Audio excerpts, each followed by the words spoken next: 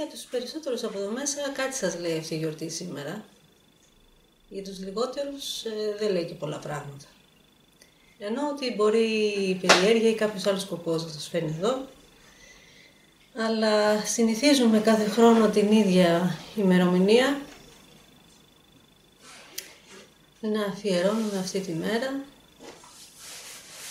στον διδάσκαλο Ιλαρίωνα, στην Πέμπτη Ακτίνα, μιας και σήμερα 21 Οκτωβρίου είναι η γιορτή του Αγίου Ιλαρίωνα. Κατά κάποιο τρόπο είναι το ίδιο πρόσωπο, να μιλάμε ένας Άγιος ή αναληφθέντας διδάσκαλος, είναι το ίδιο πράγμα. Τουλάχιστον στη δική μας προσέγγιση, πέρα από δόγματα, πέρα από αιρετικές φιλοσοφίες κλπ. Τα πράγματα εδώ μέσα είναι πιο απλά, με την έννοια ότι δεν υπάρχει κάποια διαδρομή περίπλοκη που ακολουθούμε απλά την πηγή της θεραπείας και από τη στιγμή που κατά κάποιο τρόπο η δική μου πορεία έχει στιγματιστεί από αυτή την παρουσία,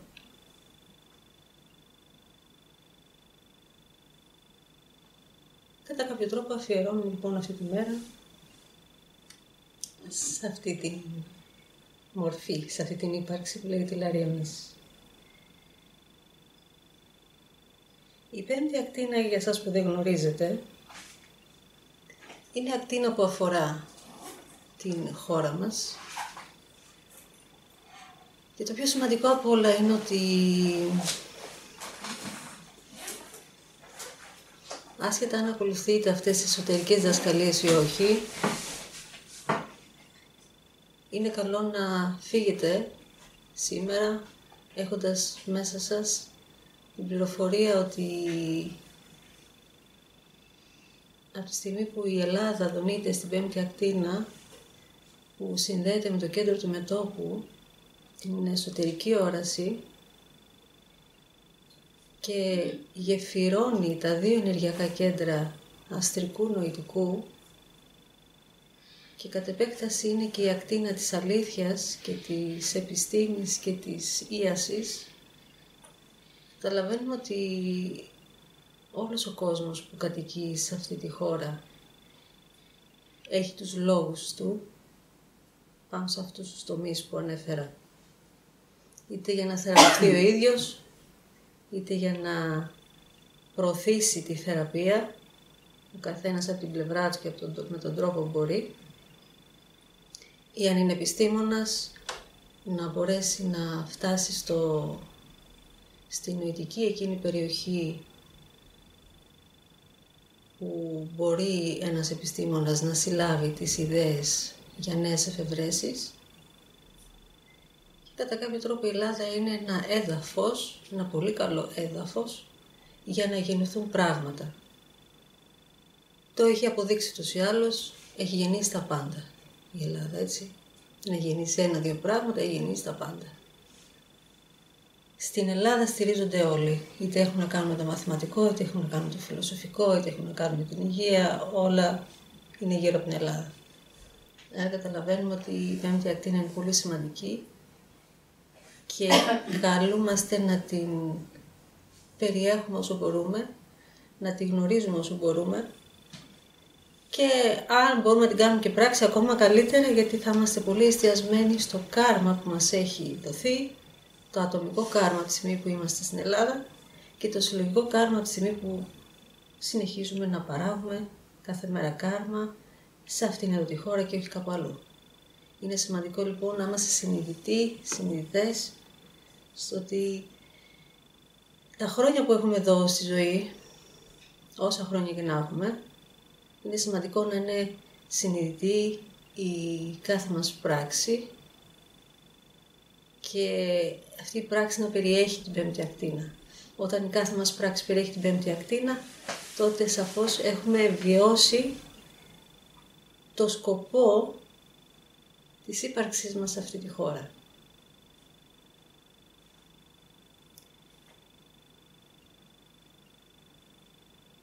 Συνήθως Περισσότεροι πάλι θα πω γνωρίζετε ότι σε αυτές τις συγκεντρώσεις κάτι μεταφέρει ο Ιλαρίωνας, πάντα κάτι μεταφέρει, κάτι προσφέρει. Σε αυτό το γκρουπ λοιπόν και στην εποχή αυτή και στην περίοδο αυτή που διανύουμε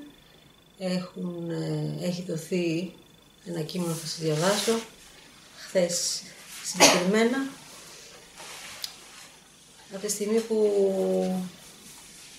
βασικά πρέπει να τα λέω τα πράγματα όπως είναι, για εσάς που δεν με γνωρίζετε πολύ καλά, ότι εννοείται ότι από τη στιγμή που έχω δηλώσει το χώρο Κέντρο Ιλαρίων σημαίνει ότι έχω επαφή με αυτή την ύπαρξη και κατά κάποιο τρόπο μου μεταφέρει πληροφορίες, όπως μου έχει μεταφέρει και την ενεργονοητική, όλο το σύστημα αυτό. Δεν θα μπορούσε το δικό μου νοητικό μόνο να γειώσει κατά κάποιο τρόπο τέτοιες γνώσεις. Θα ήταν αδύνατο βασικά για τον ανθρώπινο νου να συγκεντρώσει μόνος του όλα αυτά και κατά κάποιο τρόπο και ως ορθολογίστρια μιλάω και καθόλου απογειωμένη και χαμένη στο διάστημα, ας πούμε, στις διαστάσεις του μεταφυσικού. Ως ορθολογίστρια έχω δοκιμάσει το σύστημα αυτό πάρα πολύ σε μένα και κυρίως σε μένα, για να δω τι δημιουργεί, τι κάνει, τι προσφέρει, τι θέλει να πει. Γιατί όντως όταν με τα χρόνια συνειδητοποίησα ότι η ενεργονοητική έρχεται για να κάνει αυτή τη γεφύρωση, αυτή τη σύνδεση αστρικού νοητικού, να φύγει δηλαδή ο άνθρωπος από την αστρική του εξέλιξη και να πάει στη νοητική του εξέλιξη, με τα λόγια που θα σας διαβάσω θα τα προσεγγίσουμε να καταλάβουμε γιατί είναι σημαντικό να φτάσουμε στο νοητικό, στη νοητική εξέλιξη. Και τι σημαίνει νοητική εξέλιξη όμως, γιατί και αυτό είναι κάτι το οποίο είναι παρερμηνευμένο.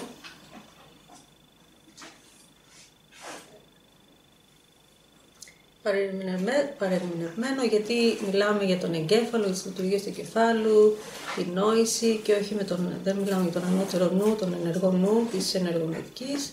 Όταν μιλάμε για τον ενεργό νου της ενεργονοητικής, μιλάμε τον ανώτερο αυτό, στη διάσταση της ψυχής, όταν η ψυχή δηλαδή εκφράζεται, όταν η ψυχή εκφράζεται, τότε για αυτό το νου μιλάμε. Δεν μιλάμε για το νου που συλλέγει πληροφορίες όπως το κομπιούτερ κλπ.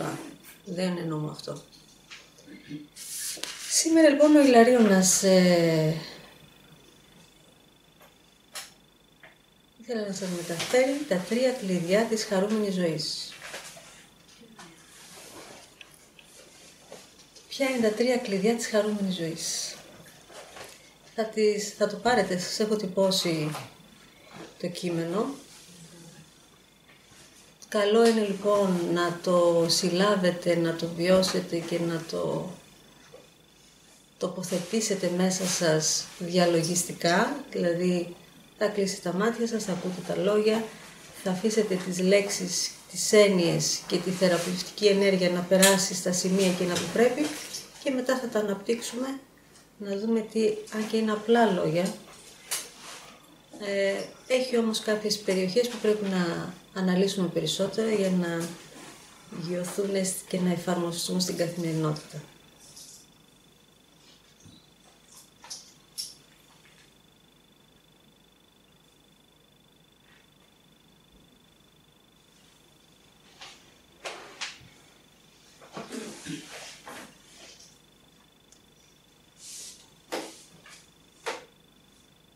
Πήρ στο νου που εμποδίζει τον ανώτερο νου να επιδρά στη βούληση και τους μελλοντικούς σας στόχους. Πήρ ηλιοβασιλέματος στην έντονη κριτική που σας κάνει λιγόψυχους, περιορισμένους, δυστυχισμένους.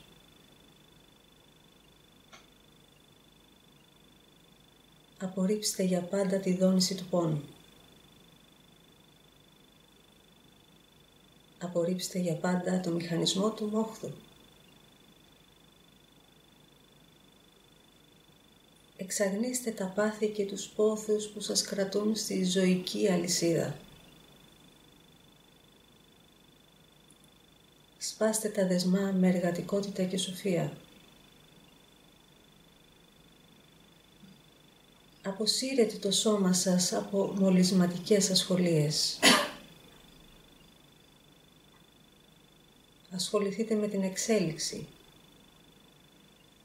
Επενδύστε στην εξέλιξη.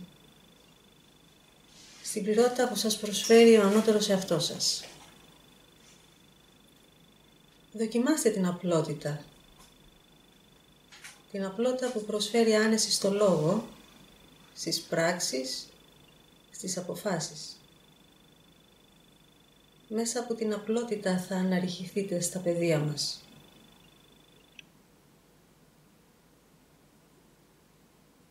Η απλότητα θα ανοίξει τις πύλες της σοφίας, τις πύλες του ανώτερου πλούτου. Η πύλη του παγκόσμιου πλούτου περιέχει όλες τις εκδηλώσεις σας, σκέψεις, συναισθήματα, πράξεις. Γεμίστε λοιπόν την αίθουσα του πλούτου με απλότητα, σιωπή, υπομονή. Αυτές είναι οι αποσκευές σας. Αυτή είναι η κατάθεση που θα σας δώσει το κλειδί του πλούτου.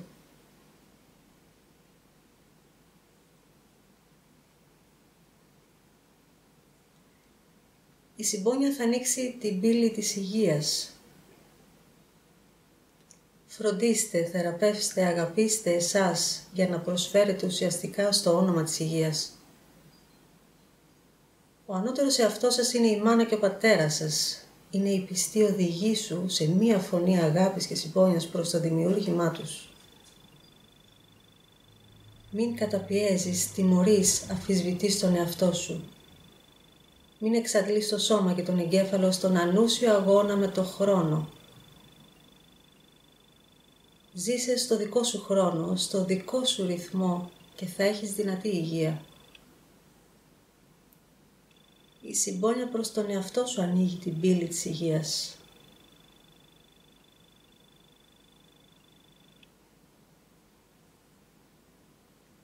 Αν θες και το τρίτο κλειδί να εκδηλωθεί στη ζωή σου, αυτό της αγάπης, το κλειδί σου δίνεται με την προσφορά. Η προσφορά θα ανοίξει την πύλη της αγάπης. Δίνε συνέχεια σταμάτητα όπου έχεις πρόσβαση. Δίνε ό,τι έχεις ανάγκη. Αν απουσιάζει αγάπη από τη ζωή σου, δίνε την αγάπη σου στα δέντρα, τα φυτά, τα ζώα, τα ορυκτά και σε αγνώστους. Δίνε όσο περισσότερο προλαβαίνεις κάθε μέρα. Προσφέρσου με όλους τους πιθανούς τρόπους. Αμέτρητη και αιώνια αγάπη θα λαμβάνεις όταν θα αρχίζεις να προσφέρεις. Προσέφερε το χρόνο σου, το αυτί σου, τα χέρια σου, τα χρήματά σου, τα ρούχα σου, τα βιβλία σου, ό,τι μπορείς για να γεμίσεις τα κενά των ανθρώπων. Το δικό σου κενό θα χαθεί. Η δική σου έλλειψη θα γεμίσει από δώρα που θα εκδηλωθούν με ποικίλους τρόπους στη ζωή σου. Αυτά είναι τα τρία κλειδιά μιας χαρούμενης ζωής. Απλότητα για σοφία, συμπόνια για υγεία, προσφορά για αγάπη. Η απλότητα καλλιεργεί το αιθερικό διπλό, η συμπόνια το αστρικό, η προσφορά το ανώτερο αστρικό που γίνεται η γέφυρα διάνοιξης για το νοητικό. Όταν τα τρία στάδια ολοκληρωθούν, τότε ο νους της ψυχής αναδεικνύει το αποτέλεσμα και ο άνθρωπος που γνώριζες κάποτε, ο εαυτός που γνώριζες, δεν είναι πια εκεί. Αυτό που γίνεσαι είναι το παν. Είναι αυτό που ξεδιψούν οι κουρασμένοι άνθρωποι της πλάνης. Είναι αυτό που επιθυμεί η πηγή. Είναι αυτό που άλλες δεσμεύσεις δεν έχει. Είναι το αποτύπωμα, το ανεξίτηλο φως που άφησε στο πέρασμά του. Είσαι η πηγή του φωτός. Διδάσκαλος Ιλαρίνου.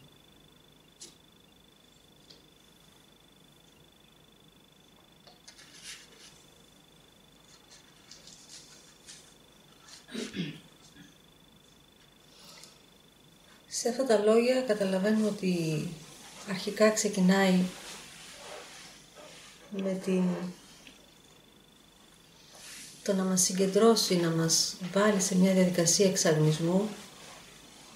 Γι' αυτό και το πύρ του ηλιοβασιλέματος είναι και το χρώμα που χρησιμοποιεί ο Ιλαρίωνας όταν έρχεται, χρησιμοποιεί αυτό το πορτοκαλί του ηλιοβασιλέματος για να εξαγνίσει αρχικά το αστρικό μας σώμα,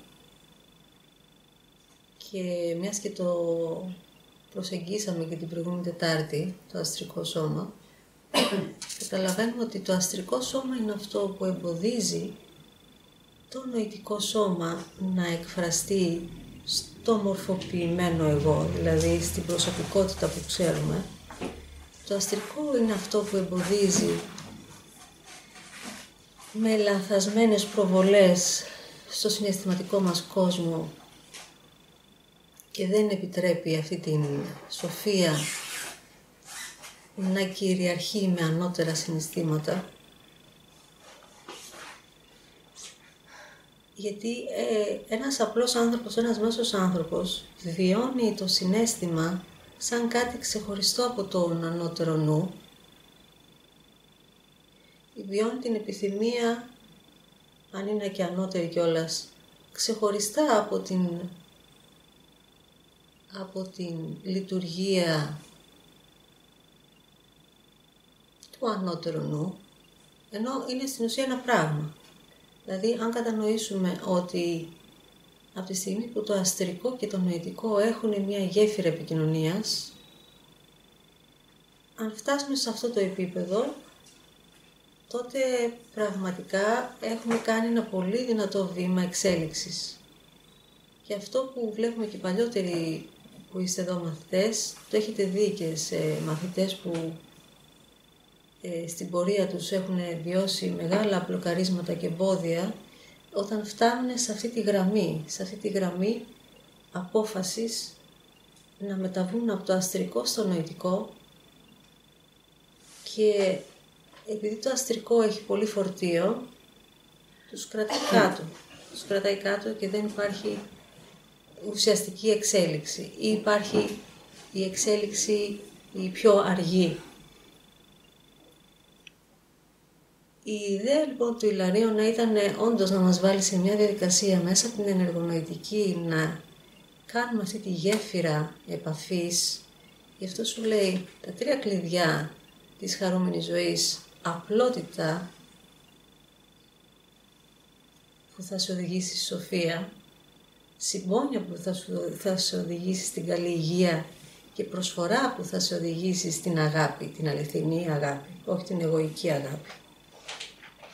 Σου λέει λοιπόν, για να φτάσεις σε αυτά τα 3 κλειδιά, να τα κάνεις πράξη όμως στην καθημερινότητά σου, πρέπει να δουλέψεις αρχικά με την απλότητα, καλλιεργείς, όπως λέει το εθερικό διπλό. Εθερικό διπλό, σώμα, φυσικό, εθερικό.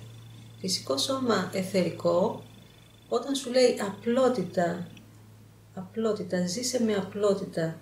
Το φυσικό σου σώμα δηλαδή θα το βάζεις να είναι απλό. Με ποια λογική αυτό? Ο καθένας καταλαβαίνει τη λέξη απλότητα και το κουμπώνει στη δική του ζωή, έτσι. Η απουσία υπερβολής ή η απουσία κεντρικότητας, όλα αυτά δείχνουν ότι οδηγούμαστε στην απλότητα. Ο απλός λόγος, η απλή έκφραση, αυτό είναι και ένα στοιχείο σοφίας. Γιατί αν παρατηρήσετε, όλους τους σοφούς του κόσμου δεν χρησιμοποιούν ορολογίες περίπλοκες. Ένας σοφός θέλει να διεισδύσει στα νοητικά όλων των ανθρώπων, στα επίπεδα όλων των ανθρώπων. Δεν θέλει να κερδίσει εντυπώσεις. Έτσι. Δεν θέλει να είναι θαυμαστός, θέλει να είναι βίωμα και να γίνεται γέφυρα, κανάλι, έτσι ώστε να τον βάζει τον άλλο σε διαδρομή εξέλιξης. Δεν θέλει να κερδίσει τις εντυπώσεις λοιπόν. Η απλότητα λοιπόν σε οδηγεί στη σοφία. Και αυτό είναι πολύ σημαντικό, γιατί στις μέρες μας δίνουμε πάρα πολύ έμφαση στο IQ. Δίνουμε πάρα πολύ έμφαση στην νοημοσύνη, στην καλλιέργεια, την μαθηματική, και όχι την πνευματική καλλιέργεια ή τη συναισθηματική καλλιέργεια ή τα άλλα cues που υπάρχουν, έτσι. Δίνουμε πάρα πολύ έμφαση λοιπόν στο να κερδίζουμε τις εντυπώσεις μέσα από τα ταλέντα μας στο λόγο ή σε ό,τι καταφέρουμε ένα άλλο τομέα μας και δεν προσεγγίζουμε καθόλου τα θέματα της σοφίας. Γιατί κάθε άνθρωπος κατά κάποιο τρόπο έχει αυτή τη φλόγα της σοφίας μέσα του και όσο παλιός είσαι, παλαιότητα ψυχής εννοώ, αυτή η παλαιότητα ψυχής σε αναγκάζει, σε βάζει σε διαδικασία να αρχίζεις να εκδηλώνεις τη σοφία και όταν δεις τον εαυτό σου ότι πραγματικά έχεις μπει σε έναν απλό τρόπο ζωής και νιώθεις πληρότητα με απλά πράγματα και εκφράζεσαι με απλότητα, τότε όντως είσαι στο μονοπάτι αυτό της σοφίας. Το κομμάτι της υγείας σου λέει λοιπόν συμπόνια προς τον εαυτό σου πρώτα. Σκεφτείτε ότι βάζουμε τον εαυτό μας να τρέχει μέσα στο χρόνο, σε αυτόν τον αγώνα, τον άνισο αγώνα με τον χρόνο. Δεν μπορείς να κερδίσεις τον χρόνο. Αυτό σου λέει, βρες το δικό σου ρυθμό και το δικό σου χρόνο. Μπορεί να έχεις επιλέξει ένα επάγγελμα οτιδήποτε που σου λέει ότι υπάρχει εδώ αυτό το πρόγραμμα, αυτό το ωράριο. Δεν μπορείς να ακολουθήσεις εννοείται ένα άλλο ωράριο, αλλά μπορείς να ακολουθήσεις μέσα σε αυτό το χρόνο που σου προσφέρεται, ας πούμε, 8 ώρες εργασίας, 10, 5, 4. Σε αυτές τις ώρες θα βρεις το ρυθμό σου και στο δικό σου ρυθμό θα αποδώσεις πολύ καλύτερα από το να ακολουθήσεις έναν άλλο ρυθμό που ορίζεται από κάποιους άλλους. Αν εσύ πρέπει να είσαι δηλαδή εκεί 5 με 10, θα είσαι εκεί 5 με 10, αλλά πρέπει να βρεις έναν ρυθμό που να προσαρμοστεί στο δικό σου εσωτερικό χρόνο. Γιατί έτσι θα έχει αποτέλεσμα, θα είναι υγιής ο τομέας ο εργασιακός. Γιατί όταν μιλάει για υγεία, ο Ιλαρίωνας εννοείται ότι πιάνουμε σε όλες τις προεκτάσεις. Η υγεία στα επαγγελματικά, η υγεία στο σώμα, η υγεία νοητική, η υγεία συναισθηματική. Έτσι, δεν μιλάμε μόνο υγεία οργανική. Άρα πρέπει λοιπόν το ρυθμό και το χρόνο που χρειάζεται το σώμα, ο νους, το πνεύμα, ο συναισθηματικός κόσμος να προσαρμοστεί στα χρονικά τα έξω, πρέπει να τα συγχωνεύσεις κατά κάποιο τρόπο με ένα δικό σου ρυθμό για να είσαι πραγματικά αποδοτικός και να βλέπεις ότι όντως οι τομείς μου είναι υγιείς και δεν ασθενεί κάτι. Αν έχω ασθενικούς τομείς, καταλαβαίνω ότι είναι θέμα χρόνου να με χτυπήσει και στο σώμα. Έτσι. Είναι θέμα χρόνου. Γιατί δεν έχω βρει τον τρόπο και σου λέει και το εξής, πολύ ενδιαφέρον, ότι ο ανώτερος εαυτός σου είναι η μάνα και ο πατέρας σου. Είναι η πιστή οδηγή σου. Ότι ο ενεργός νους λοιπόν, που εκφράζεται ως ανώτερος εαυτός, έχει αυτό το μητρικό και το πατρικό στοιχείο που χρειάζεσαι, έτσι ώστε, αν έχουμε σκεφτεί λίγο τα αρχέτυπα μάνας και πατέρα και το ρόλο του πατέρα ως αρχέτυπο και το ρόλο της μητέρας ως αρχέτυπο, κατά κάποιο τρόπο απελευθερωνόμαστε από ό,τι έχουμε λάβει από τους φυσικούς γονείς και πάμε στους πνευματικούς γονείς που εκδηλώνονται στη μία φωνή, αυτή την εσωτερική φωνή του ανώτερου αυτού. Όταν υποσυνδεθούμε με αυτή την εσωτερική φωνή, έχουμε τον καθοδηγητή πατέρα, την καθοδηγήτρια μητέρα. Και αυτή η εσωτερική φωνή πάντα είναι υποστηρικτική, πάντα είναι για να σε οδηγήσει στην ανώτερη εξέλιξή σου.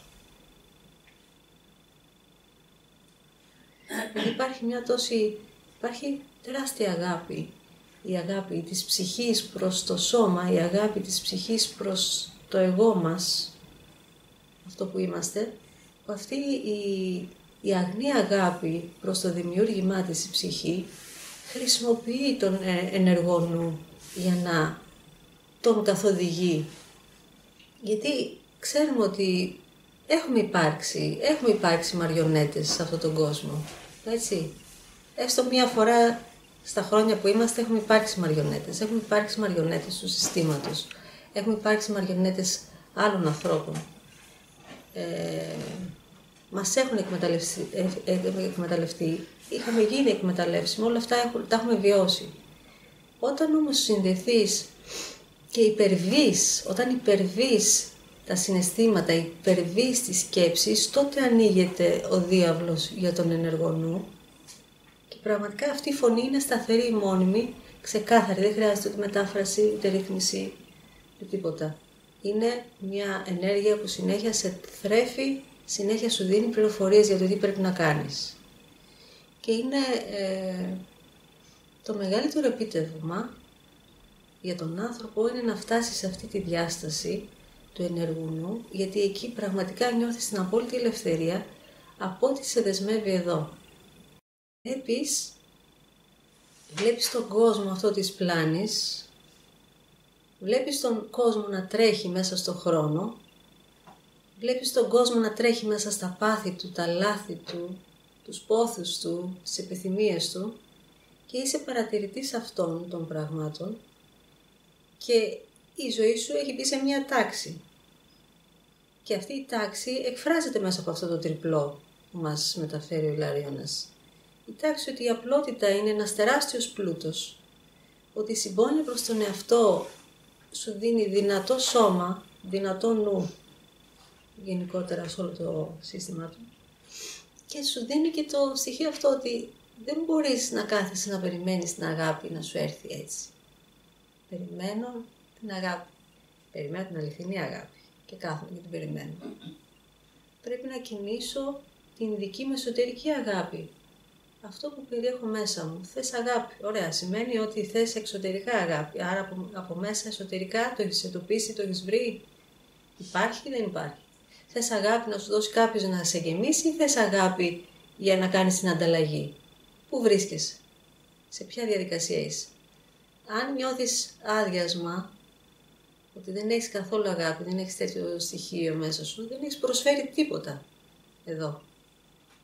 Για σκεφτείτε λίγο. Αν νιώθεις όμως ότι είσαι γεμάτος από αγάπη και θες κάπου να την διοχετεύσεις, κάπου να την προσφέρεις, τότε άρχισε να κινείς. Άρχισε να κινείς τις ροές. Υπάρχουν τόσα βασίλεια.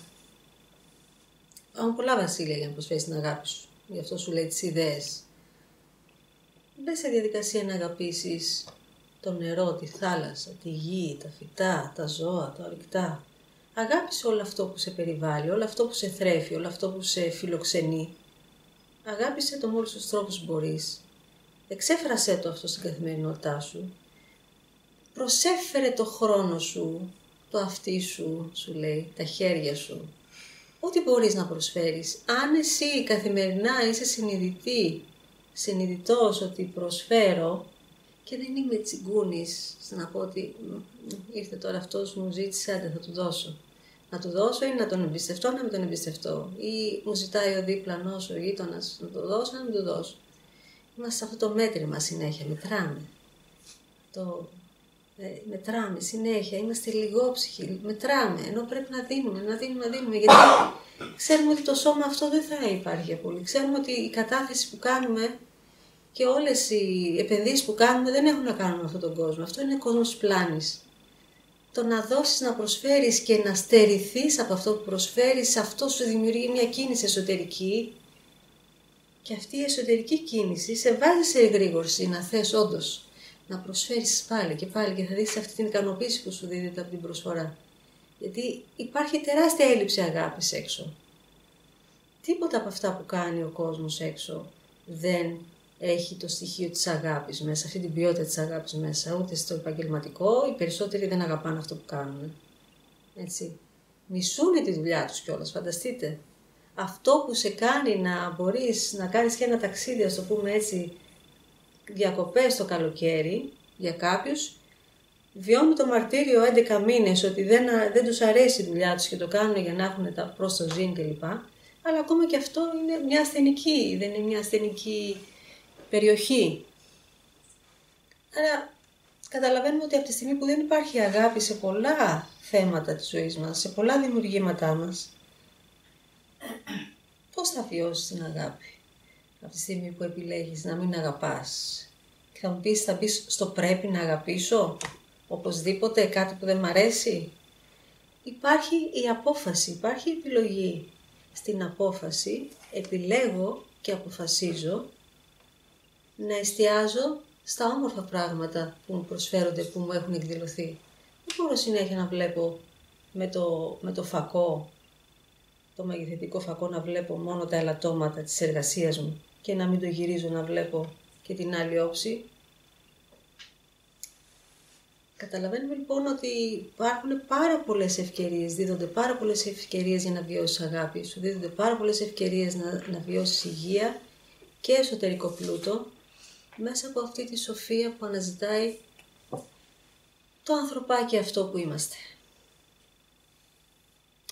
Και όταν τελικά κάνουμε αυτή τη μετάβαση και πούμε ότι ωραία, τελείωσα με τις σκέψεις, δεν με ελέγχουν πλέον, ωραία, τελείωσα με τα συναισθήματα, δεν με ελέγχουν πλέον, δεν είμαι το παιδί με τα χαρτομάντιλα από οποιαδήποτε στιγμή κλπ. Τότε σου λέει ότι όταν τα 3 στάδια αυτά ολοκληρωθούν, απλότητα, συμπόνια, προσφορά, τότε αυτό που γνώριζες ότι ήσουν δεν υπάρχει πια εκεί. Τελείωσε ο εαυτός σου. Αυτός. Δεν υπάρχει πια εκεί. Γιατί έχεις μεταβεί στον ανώτερο νου και από τον ανώτερο νου έχεις πρόσβαση στη συλλογική αποστολή, στην ατομική αποστολή, στο γιατί είσαι εδώ, έχεις πρόσβαση και αντιλαμβάνεσαι τον κόσμο πόσο υπνοτισμένος είναι και πόσο ξύπνιος είσαι εσύ, ξύπνιος, όχι κοιμισμένος δηλαδή, και από αυτή τη διάσταση μπορείς πραγματικά να προσφέρεις και να διδάξεις και να μεταφέρεις και να στηρίξεις τους ανθρώπους αυτούς. Γι' αυτό σου λέει ότι είσαι τελικά, γίνεσαι αυτό που ξεδιψούν οι κουρασμένοι άνθρωποι της πλάνης. Γιατί εσύ από εκείνο το σημείο, το ανώτερο σημείο του ενεργού νου, δεν υπάρχει κούραση πλέον, δεν υπάρχει μόχθος πλέον για σένα, γιατί παρατηρείς τον κόσμο που είναι μέσα στην πλάνη, που είναι κουρασμένοι στο να κυνηγάνε το χρόνο, που είναι κουρασμένοι στο να κυνηγάνε την επιτυχία, την ματαιοδοξία και ένα σωρό άλλα πράγματα, που είναι εκτός προγραμματισμού για αυτούς. Δεν είσαι πλέον ένα εμπόρευμα, έχεις φύγει από αυτό. Είσαι η πηγή που επιθυμούν όλοι εκεί να φτάσουν. Είσαι το παν, είσαι αυτός που άλλες δεσμεύσεις δεν έχει, και αυτό είναι πολύ ωραίο στάδιο, να φτάσεις στην κατάσταση ότι άλλες δεσμεύσεις δεν έχεις και να βιώνεις την ροή της ζωής σου ανεμπόδιστα. Και όταν σκέφτεσαι κάτι, απλά να έρχονται οι άνθρωποι και να, κατά κάποιο τρόπο, να σου ανοίγουν τον δρόμο και να σου δείχνουν ότι αυτό που θέλεις έρχεται, έτσι αβίαστα, χωρίς πρόβλημα, χωρίς μόχθο, χωρίς κούραση, χωρίς τίποτα, φτάνεις σε αυτή τη διάσταση.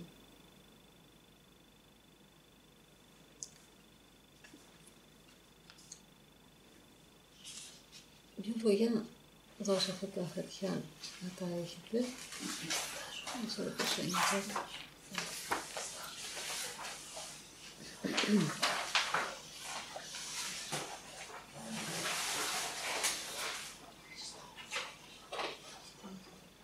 Πάνω σε αυτά που ακούσατε, αν θέλετε να ρωτήσετε κάτι, είμαι ανοιχτή. Αν δεν θέλετε, να προχωρήσουμε σε... Εγώ έχω μια ερώτηση. Είναι η ενεργονοητική, δεν έχω καταλάβει ως όρο.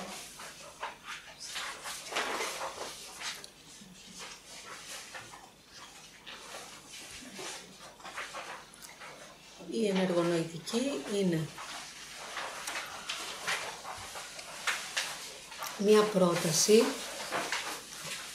που περιέχει πάρα πολλές ιδέες γύρω από τους τομείς ζωής μας, ιδέες που έχουν υγειωθεί εδώ σε αυτό το χώρο με τη μορφή μικρών ή μεγάλων σεμιναρίων, που σκοπό έχουν τη θεραπεία, την αφύπνιση, την καλλιέργεια όλων των σωμάτων. Δηλαδή κάθε σεμινάριο έχει ένα στόχο να σου αφυπνίζει και κάποιο σώμα ή κάποιο ενεργειακό κέντρο. Και όπως λέει η λέξη ετυμολογικά, προέρχεται από την ενέργεια και το νοητικό, που σημαίνει ότι ο ενεργός νους εκφράζεται, ο ενεργός νους του Ιλαρίωνα κατά κάποιο τρόπο προωθεί αυτές τις ιδέες μέσα από 16 σεμινάρια, τι σου προσφέρει το ένα και που σε πάει, τι σου προσφέρει το άλλο και που σε πάει κλπ. Και εφαρμόζοντας εσύ αυτά που σου προσφέρονται ως τεχνικές και ως θεωρία, τότε προσεγγίζεις αυτόν τον ενεργό νου που μιλάμε, που είναι ο ενεργός νους που έχει καλλιεργηθεί μέσα από την ενεργονοητική. Είναι δηλαδή ένα σύστημα αυτοβελτίωσης, θεραπείας για σένα και για να κάνεις και σε άλλους, και ένα πολύ βαθιά εσωτερικό μονοπάτι που επειδή έχουμε τον μεσάζοντα, τον Ιλαρίωνα, μπορεί να μας πάει σε αυτά τα πεδία που αναφέρει σε μια πρόταση. Μέσα από την απλότητα θα αναρριχηθείτε στα πεδία μας. Εδώ είναι και ένα τεράστιο κεφάλαιο που μας αφορά κυρίως μετά θάνατον. Δηλαδή όταν ανάλογα την εξέλιξή μας, το πνευματικό στάδιο που βρίσκεται ο καθένας μας και την καλλιέργεια που έχει κάνει στα σώματά του, έχει κάποιες επιλογές, μπορεί να αποφασίσει κάποια πράγματα μετά θάνατον. Μία από αυτές τις επιλογές είναι να δρομολογηθεί για το πεδίο εκείνο που κατοικούν όλοι οι σοφοί και οι Άγιοι που έχουν περάσει από τον πλανήτη μας. Και σε αυτό το πεδίο, στη New Age εποχή, ας το πούμε έτσι, χρησιμοποιούμε την έννοια των αναληφθέντων διδασκάλων με την λογική ότι η ανάληψη, δηλαδή η μετάβαση του απλού ανθρώπου να μεταφερθεί στον θεάνθρωπο, δηλαδή να φτάσει στο στάδιο της μοίησης του θεανθρώπου, αυτό δεν είναι κάτι μη συμβατό, γιατί η σύστασή μας είναι τέτοια που δείχνει ότι αυτός είναι ο στόχος. Αλλά τους περιορισμούς τους βάζει ο άνθρωπος, δηλαδή κατά πόσο μπορεί να φτάσει σε αυτά τα πεδία, το να κατοικεί και να συνυπάρχει με σοφούς και αγίους. Παρ' όλα αυτά, και εγώ όπως σας είπα ότι ήμουν πάρα πολύ ορθολογίστρια στο παρελθόν και πάντα αμφισβητούσα ότι μου ερχόταν στο κεφάλι μου μέσα και έλεγα αποκλείεται, δεν ισχύει κλπ. Παρ' όλα αυτά όμως, αυτό το πεδίο των διδασκάλων είναι ανοιχτό, είναι ένα πεδίο το οποίο κάθε διδάσκαλος, ανάλογα με τα ερεθίσματα που έχει, ανάλογα με τις εσαρκώσεις που έχει περάσει, θα εντοπίσει ανθρώπους κατά κάποιο τρόπο που έχουν κάποια κοινά στοιχεία, κάποιες κοινές γνώσεις και θα τους χρησιμοποιήσει, το νοητικό τους για να μεταφέρουν διδασκαλίες που θέλουν για τον κόσμο. Γιατί οι διδάσκαλοι και οι Άγιοι δεν είναι ότι έγινες Άγιος, τελείωσε, σε λατρεύουμε, σε προσκυνάμε και αυτή είναι η αποστολή σου, να σε προσκυνάμε και να κάνεις θαύματα. Είναι κάτι πιο πέρα από αυτό. Όταν έχεις φτάσει στην αγιοσύνη σε φυσικό σώμα και μεταφέρεσαι στη διάσταση, στο πεδίο που είναι όλοι σοφοί, εκεί μετά υπάρχει ένα ανώτερο σχέδιο. Αυτό το ανώτερο σχέδιο είναι αυτοί οι άνθρωποι που φτάσαν σε αυτή την ολοκλήρωση, από συμπόνια και από αγάπη και από διάθεση για να βοηθήσουν, μένουν σε ένα πεδίο κοντά στο νοητικό μας, έτσι ώστε να μας εμπνέουν και να μας προσφέρουν τις ιδέες τους. Γιατί όπως υπάρχει εδώ η πολιτική διαχείριση, ας το πούμε έτσι, υπάρχουν όλα τα υπουργεία και υπάρχει όλος αυτός ο νόμος και η τάξη, έτσι υπάρχει και στις ανώτερες σφαίρες, έτσι. Υπάρχει λοιπόν, δεν υπάρχει το χάος μετά θάνατον, ότι δεν υπάρχει τίποτα άλλο, έτσι. Υπάρχει απόλυτη τάξη στις πάνω σφαίρες σε σχέση με το εδώ.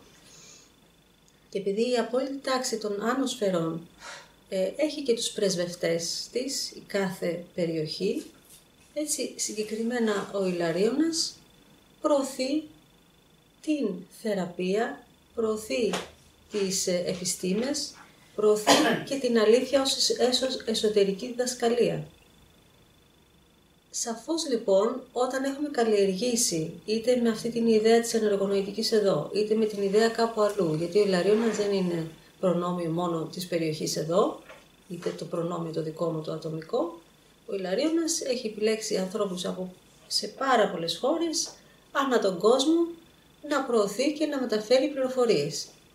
Σε μένα επέλεξε με αυτόν τον τρόπο μέσα από αυτό το σύστημα, σε κάποια άλλη χώρα θα επιλέξει έναν επιστήμονα σε ένα εργαστήριο για να βγάλει κάτι που έχει να κάνει με την υγεία, σε έναν άλλο θα δώσει την ιδέα π.χ.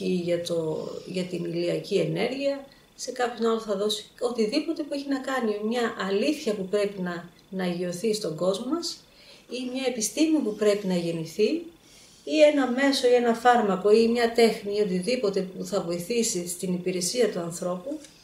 Έτσι. Όλα αυτά εκδηλώνονται μέσα από αυτά τα πεδία των διδασκάλων. Ο κάθε διδάσκαλος έχει και το κομμάτι του, έχει και τον τομέα του, έχει και την αποστολή του.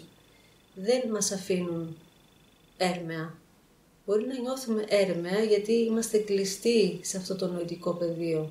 Όσο αφυπνιζόμαστε όμως καταλαβαίνουμε ότι υπάρχει σύνδεση, υπάρχει σύλληψη, υπάρχει μετάδοση.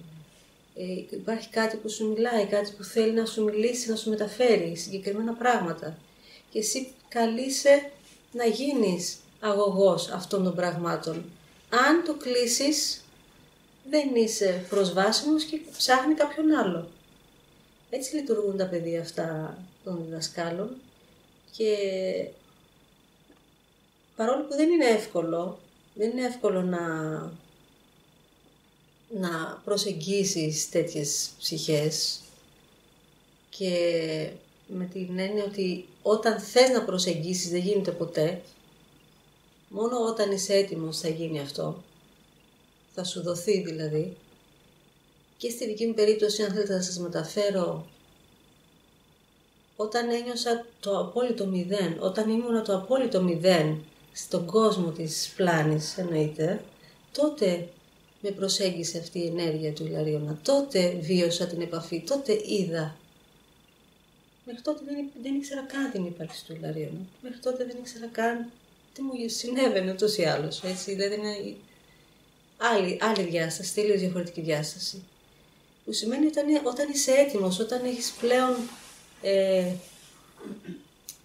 όταν έχεις φτάσει στο μηδενισμό, όταν έχεις φτάσει στην απόλυτη απάρνηση, όταν έχεις φτάσει στην απόλυτη θυσία, συνήθως σε τέτοιες ακραίες καταστάσεις σου συμβαίνει η επαφή με διδασκάλους. Και το λέω αυτό γιατί μπορεί να έχετε ακούσει διάφορα για τους διδασκάλους, δεν είναι τόσο προσβάσιμη η διαδικασία όσο θέλουν να ακούγεται προς τα έξω.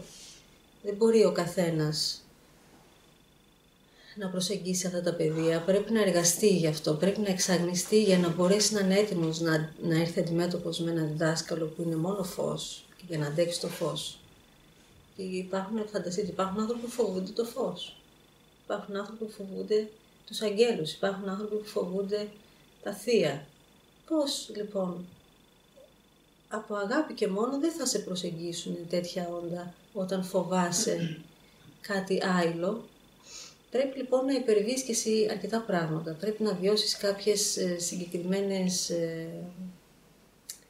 κάποιες μοιήσεις ζωής, δύσκολες καταστάσεις της ζωής που σε οδηγούν στην απάρνηση και σε οδηγούν στη θυσία, τη θυσία του εαυτού. Πρώτα θυσιάζεις τον εαυτό, θυσιάζεις το εγώ, θυσιάζεις αυτό που ήσουνα και απλά προσφέρεσαι για το σύνολο.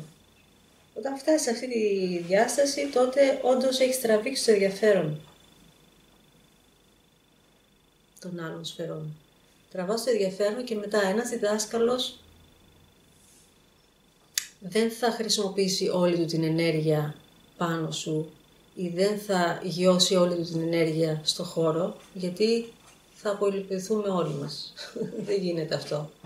Ένας διδάσκαλος θα μεταφέρει ένα μέρος της ενέργειάς του στο χώρο εδώ, θα μεταφέρει ένα μέρος της ενέργειάς του μέσα στο κανάλι που μιλάει για αυτόν, για να μπορεί να αντέξει το φυσικό σώμα, γιατί στη διάσταση που είναι η Άγιοι και η Σοφοί δεν αντέχει το φυσικό μας σώμα να περιέχει όλη αυτή την ενέργεια που λέγεται Ιλαρίωνας ή δεν ξέρω εγώ τι, έτσι.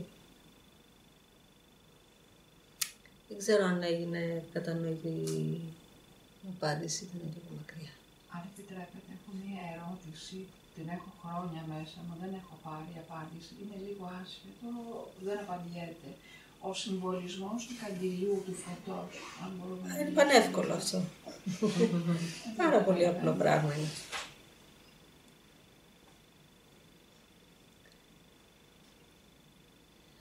Ας συνδέσουμε τη φλόγα με την ιδέα. Όταν γιώνεται μια ιδέα μέσα στο κεφάλι μας, επικρατεί μόνο φως μέσα στο κεφάλι μας. Το έχετε νιώσει?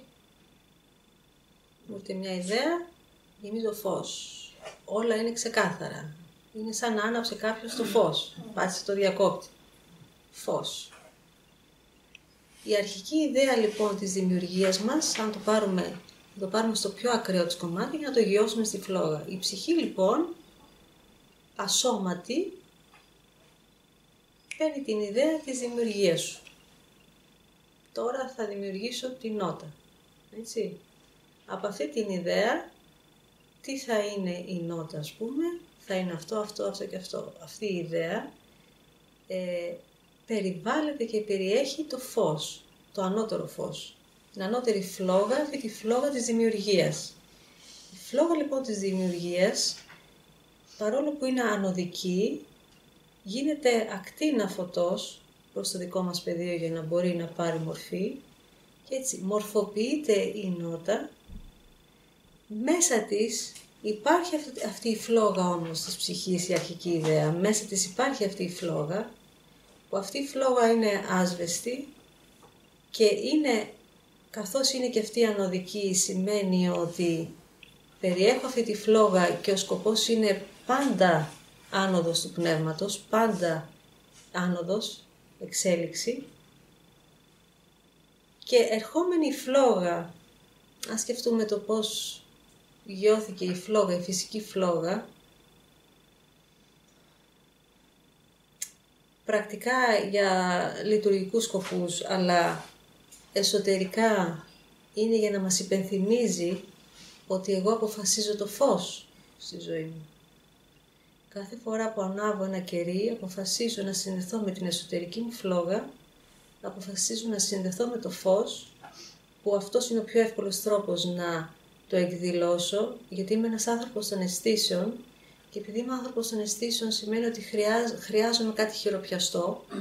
Η φλόγα λοιπόν είναι για τις δικές μου αισθήσεις μία τροφή που με καλύπτει να νιώσω ότι συνδέομαι με αυτή τη φλόγα, την πνευματική φλόγα ή τη φλόγα της προσευχής ή τη φλόγα του ότι αποφάσισα να είμαι στο φως, αποφάσισα να είμαι θετικός άνθρωπος ή τη φλόγα αφιέρωση στα θεία, ανάλογα το πώς προσεγγίζεις τη φλόγα και γιατί ανάβεις ένα κερί. Η φλόγα λοιπόν, στο δικό μας φυσικό πεδίο, όταν δεν είναι για να κάψεις τη σάρκα ενός ζώου για να το μαγειρέψεις, τότε μπορεί να γίνει φλόγα, πύλη, σύνδεσης για οτιδήποτε σκέπτεσαι. Που περιέχει φως βέβαια, έτσι. Γιατί στη φλόγα, όταν υπάρχει φλόγα και την αφιερώνεις κάτι σε πνευματικό, δεν μπορεί να επικρατήσει μέσα στο χώρο κάτι αρνητικό. Έτσι, από τη στιγμή που βάζεις παραπάνω φως σε ένα χώρο, σημαίνει ότι διώχνεις το σκοτάδι. Απλά είναι τα πράγματα.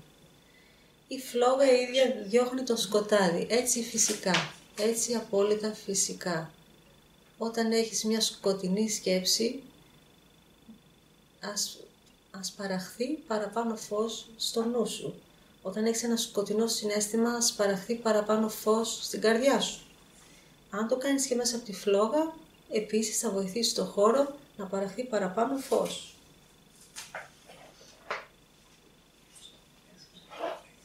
Αποφασίζω λοιπόν, ποτέ δεν ανάβω ένα κερί αν δεν έχω κάποιο λόγο. Είναι σημαντικό να έχεις κάποιο λόγο. Να το αφιερώνεις πάντα κάπου, γιατί είναι πύλη. Η φλόγα πρέπει να συνδέεται με κάτι, πάντα.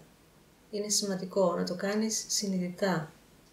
Να αφιερώνεις πάντα κάπου αυτή τη φλόγα. Ας την αφιερώνεις και για όλο τον κόσμο, ακόμα καλύτερα. Γιατί υπάρχουν άνθρωποι οι οποίοι έχουν την πρόκληση αυτή, την πρόκληση στο να η φλόγα τους να τερμοσβήνει. Και κατά κάποιο τρόπο χρειάζεται παραπάνω φως. Και αν εμείς, αν δεν έχουμε τεχνικές, αν δεν έχουμε τρόπους πώς να μεταφέρουμε, να μεταδίδουμε φως και ενέργεια θεραπευτική, τότε ένα κερί είναι σωτήριο για πολλούς. Και αν κάθε σπίτι ανάβει ένα κεράκι για όλη την ανθρωπότητα, παράγεται πάρα πολύ φως. Πάρα πολύ φως. Και βέβαια υπάρχει και η διάσταση των νεκρών, που εννοείται στη διάσταση των νεκρών χρειάζεται πάρα πολύ το φως. Ιδιαίτερα άνθρωποι που δεν έχουν καλλιεργήσει το πνεύμα τους και φεύγουν όχι σε καλό, ας πούμε, εξελικτικό στάδιο, χρειάζονται από εμάς πάρα πολύ φως να τους προσφέρουμε. Γι' αυτό το καντιλάκι που λένε που ανάβουν στα νεκροταφεία, το φως που έχεις, το κερί που έχεις στο σπίτι σου για τους νεκρούς κλπ. Αυτό είναι, φανταστείτε έναν άνθρωπο ο οποίος έχει φύγει και δεν έχει καμία μεταφυσική γνώση και φεύγει, βγαίνει από το σώμα του, ξαφνικά είναι στο πουθενά, είναι χαμένος. Ένας χαμένος άνθρωπος, αν εσύ το ανάψεις ένα κεράκι, το βλέπει εκεί που είναι, στη διάσταση που είναι, και αυτό το κερί γίνεται πύλη για να περάσει και να βοηθηθεί. Είναι πολύ σημαντικό λοιπόν η φλόγα να τη χρησιμοποιείτε συνειδητά για ένα σωρό πράγματα. Να ρωτήσω κάτι. Ακόμα και τα κεριά που ανάβουμε στο σπίτι, που άμα είναι ολόκληρο θα το σβήσουμε κάποια στιγμή αργότερα.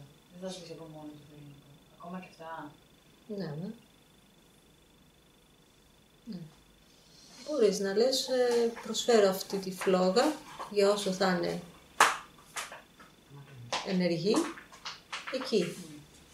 Και μετά επαναλαμβάνεις ξανά. Λες και μιλάμε και για φλόγες που μου κάνεις ωραία πάσα, να πάμε στη φλόγα του Ιλαρίωνα. Αν δεν έχετε άλλες ερωτήσεις, μπορούμε να πάμε στο θεραπευτικό μέρος. Προχωράμε.